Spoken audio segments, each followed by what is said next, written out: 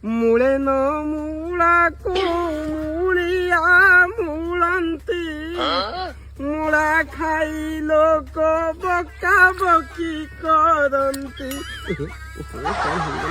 ଏ ବାପା କଣ କରୁଛ?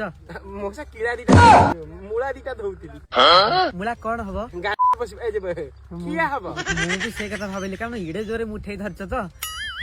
ମୁଁ କଣ କହୁଥିଲି କହିଲ, ମତେ ଟିକେ ଖାଲି ଏତିକି ସାହାଯ୍ୟ କରିବ। ଏତିକି ମତେ ଖାଲି ଏତିକି ସାହାଯ୍ୟ କରିବ। ବୁଢା ଲୋକଟା ମୁଁ ସାହାଯ୍ୟ କରିବିନି। କୁହ ମଉସା କଣ ସାହାଯ୍ୟ କରିବା? ନାଇଁ ନାଇଁ ସତରେ ସାହାଯ୍ୟ କରିବ ତ? ଏତିକିଟା କଣ ସେତିକି? ଏତିକି ଟିକେ ଖାଲି ସାହାଯ୍ୟ ଦରକାର। ହଁ ମୁଁ ସାହାଯ୍ୟ କରିବି, କହୁନା କଣ କରିବାର ଅଛି? ନା ମୁଁ ସେମିତି ମାନିବିନି। ତମେ ପାଣି ଛୁଇଁକି ଶପଥ କରି କୁହ ମୁଁ ସାହାଯ୍ୟ କରିବି, ତାହେଲେ ମୁଁ ଯାଇ ମାନିବି। ମଉସା ତ ମତେ ଜାଣିନ ଆଉ, ମୁଁ କେବେ ହେଲେ ବୃଦ୍ଧ ଲୋକଙ୍କୁ ଇଏ କରିନି। ଯଦି ତମ ମନରେ ଅବିଶ୍ୱାସ ଆସୁଛି ତାହେଲେ ମୁଁ ନିଜେ ପାଣି ଧରିକି ଶପଥ କରିବି। କୁହ କୁହ ମୁଁ ନିଜେ ଶପଥ କରୁଛି ମଉସା ଯାହା କହିବେ ମୁଁ ସେଥିରେ ଏକମତ। ମୁଁ ସେ କଥାରେ ଏକମତ।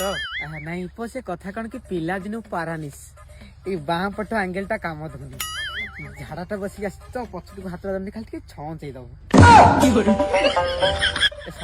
ଶପଥ କରିଛ ନା, ନକଲେ କେମିତି ହବ? ବୁଢା ଲୋକଟା ମତେ ଶପଥ କରି କହିଛ ପାଣି ଛୁଇଁକି। ମୁଁ କଥା ଦେଲି ବୋଲି କି ଏଇ କାମଟା କରିବି? ମୁଁ ତ କହିଲି ମତେ ଖାଲି ଟିକେ ଏତିକି ସାହାଯ୍ୟ କରି। ମାନେ କଣ ଏତିକି ଟିକେ ସାହାଯ୍ୟ? ବାଁ ପଟ ହାତ ପଛକୁ ଯାଉନି ପୁରା।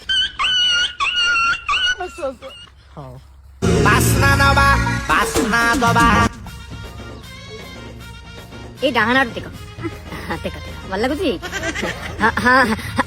ବାଙ୍କୁ ଦିଅ, ବାଙ୍କୁ ହଁ ଆଉ ଟିକେ ଡାହାଣ ଚାଲ ଲାଗୁଛି। ଆଉ ଟିକେ ଡାହାଣକୁ ତଳେ କି ସାଇଡ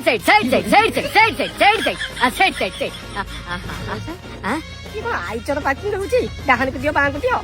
ନାଇଁ ସାଇଡ ମଝିରେ ଦିଅ। ସାଇଡ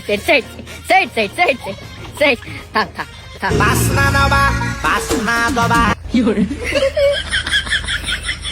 ହାତଟାକୁ ଆଜି କାଟିଦେବି। ଜୀବନରେ ପାଟି କଣ କରିବି? ମଙ୍ଗଳ